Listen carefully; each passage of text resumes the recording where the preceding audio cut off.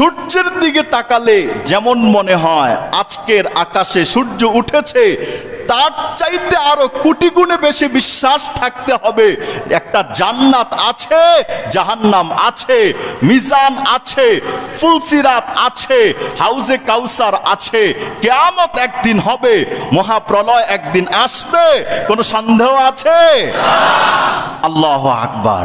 এমন এক জান্নাত, কত হাজার কোটি বছর থাকবেন আপনি জান্নাতে, এটার সংখ্যা লিখতে লিখতে গোটা পৃথিবীর সমস্ত গাছপালাকে কলম বানান যদি, লিখতে লিখতে গাছপালার কলম ক্ষয় হয়ে যাবে। গোটা পৃথিবীর সমস্ত পানিকে যদি কালি বানান, ওই পানি নামক কালির সংখ্যা শেষ হয়ে যাবে। আপনি আমি জান্নাতে কত বছর থাকবো এটা লেখা শেষ হবে না। সুবহানাল্লাহ বলেন। আল্লাহু আকবার। সূরাতুন নিসার 122 নম্বর আয়াতে আল্লাহ তাআলা ঘোষণা করলেন, ওয়াল্লাযীনা আমানু ওয়া আমিলুস সালিহাত, যেই সমস্ত বান্দারা ঈমান আনবে, নেক কাজ করবে, সানুদখিলুহুম জান্নাত, আমি আল্লাহ তাআলা ওয়াদা দিলাম তাদেরকে অবশ্যই জান্নাতে প্রবেশ করাবো। সুবহানাল্লাহ। 3 কাজ, 2 কাজের জিম্মাদারি আমাদের কাছে, আর আরেক কাজ ওটা আল্লাহ পাকের পক্ষ থেকে পুরস্কার। ঈমান আনো, দুনিয়াতে নেক কাজ করো, পরিণাম ফলাফল স্বরূপ আমি তোমাদেরকে জান্নাতে দিয়ে দেব। সুবহানাল্লাহ। তাজরি মিন তাহতিহাল আনহার, যে জান্নাতের চতুর্পার্শ্বে নহর প্রবাহিত হবে, মধুর নহর, দুধের নহর, পানির নহর, মদের নহর, মধু মদ দুধ পানি। জান্নাতে আল্লাহ তাআলা এই 4টি নিয়ামত স্পেশাল ভাবে বান্দাকে নসিব করবেন। সুবহানাল্লাহ। আল্লাহ পাকের রাসূল বলেছেন, দুনিয়ার মদ খেলে মানুষ মাতাল হয়, স্মৃতি বিমরাট হয়ে যায়, এলোমেলো হয়ে যায়, মস্তিষ্ক বিগড়িয়ে যায়।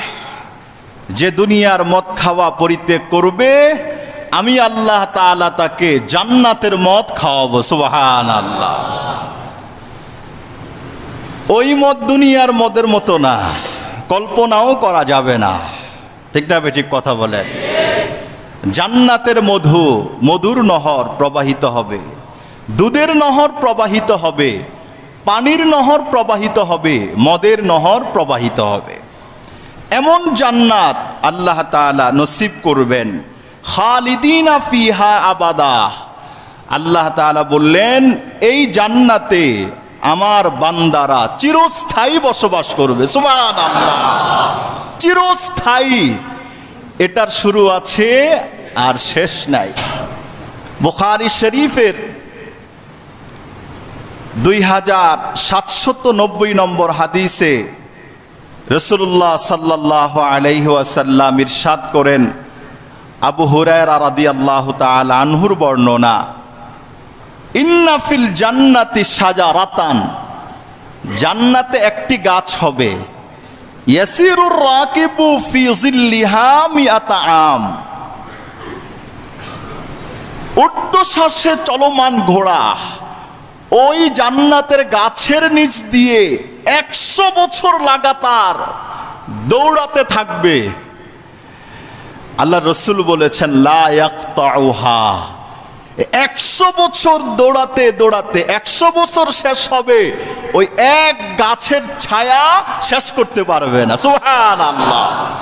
কি এক জান্নাত আল্লাহ তাআলা আমাদের জন্য অপেক্ষা করছেন, করে রেখেছেন, প্রস্তুত করে রেখেছেন।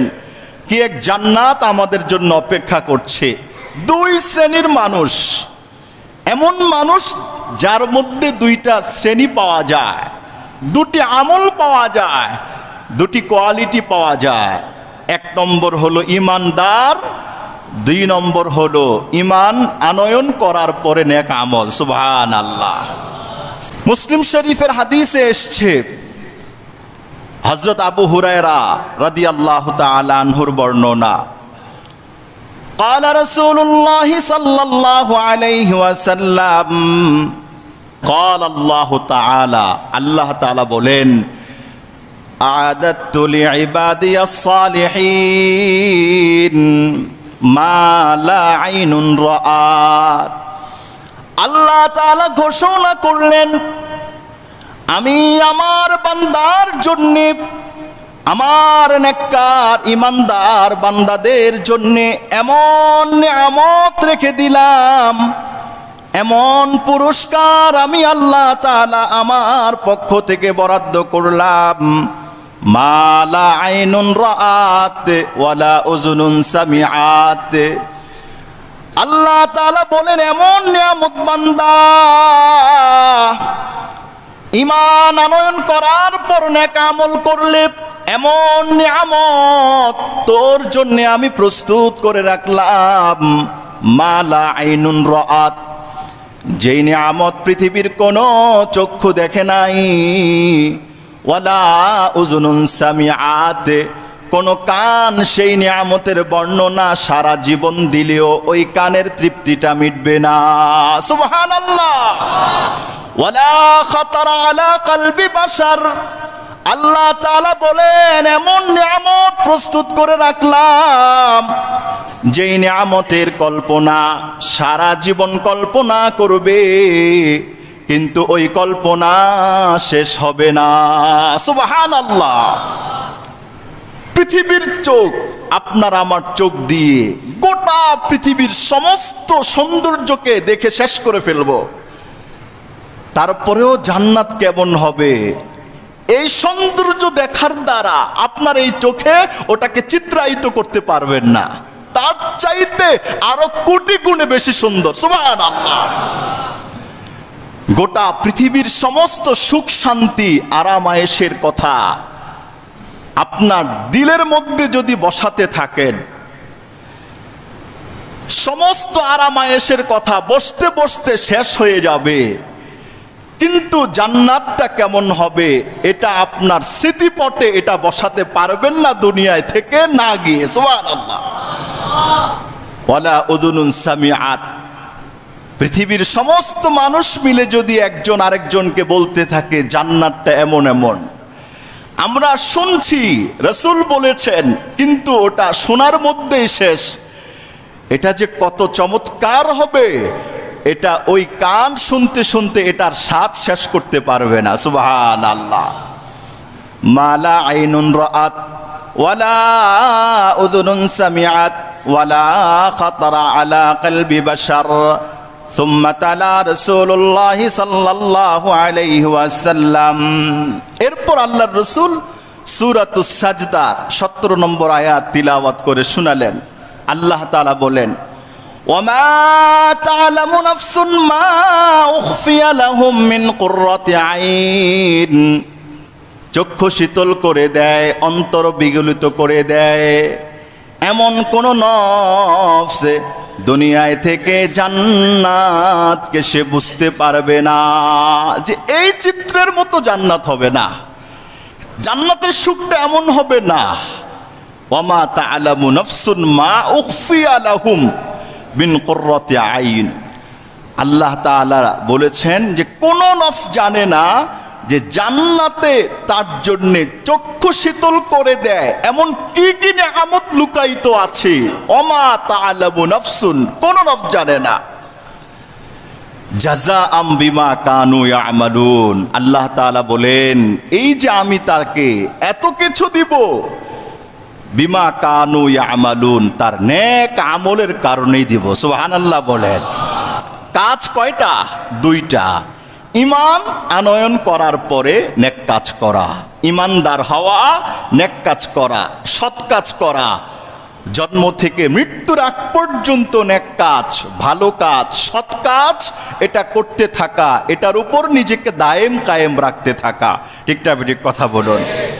এই দুই কাজে কোরআনুল কারীমে যেই সমস্ত জায়গায় আল্লাহ তাআলা জান্নাতের প্রতিশ্রুতি দিয়েছেন বান্দাকে, সেখানেই বলেছেন ইন্নাল্লাযীনা আমানু ওয়া আমিলুস সালিহাত কানাত লাহুম জান্নাতুল ফিরদাউসি নুজুলা। আরেক জায়গায় বলেছেন যেই সমস্ত বান্দারা ঈমান আনবে, নেক কাজ করবে, আমি আল্লাহ পাকের পক্ষ থেকে মেহমানদারি হিসেবে তার জন্য জান্নাতুল ফিরদাউসটা বরাদ্দ রেখে দিলাম। সুবহানাল্লাহ। কানাত লাহুম জান্নাতুল ফিরদাউসি নুজুলা খালিদিনা ফিহা আবাদা লা ইয়াবগুনা আনহা হিওয়ালা। জান্নাতে প্রবেশ করার পর 1 সেকেন্ডের জন্য জান্নাত থেকে বের হওয়ার তার ইচ্ছে হবে না, এত নাজ নেয়ামত আল্লাহ দিবে। এজন্য আল্লাহ পাক ওই ঈমান, নেক আমল এগুলোর সাথে দুনিয়াবি প্রাপ্তি, পুরস্কার, শান্তি তো দিবেন, এর চাইতে আল্লাহ তাআলা 1000 কোটি গুণে বাড়িয়ে আখিরাতে দিবেন। বেশিরভাগ জায়গায় ঈমান আনয়ন করার পরে, নেক কাজ করার পরে জান্নাতের কথা, জান্নাতের নাজ নেয়ামতের কথা, জান্নাতের ভালো লাগা, ভালোবাসার কথাগুলোই বলতেন। এই জান্নাতের মুজাকারা, এই জান্নাতের কথা, এটা মুজাকারার মধ্যে আনতে হয়।